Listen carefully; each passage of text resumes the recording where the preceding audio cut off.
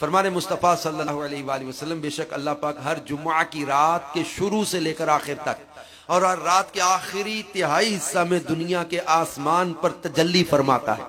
और फरिश्ते को हुक्म देता है जो ये ऐलान करता है कोई मांगने वाला कि उसको अता करूं,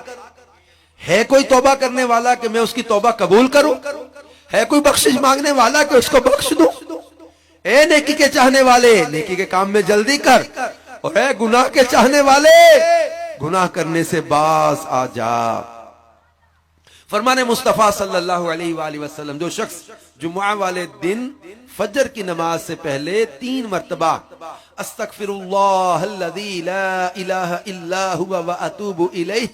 पढ़े, उसके गुनाह बख्श दिए जाएंगे, अगरचे समुंदर की झाग से ज्यादा हो। सल्लु अलल हबीब सल्लल्लाहु अलैहि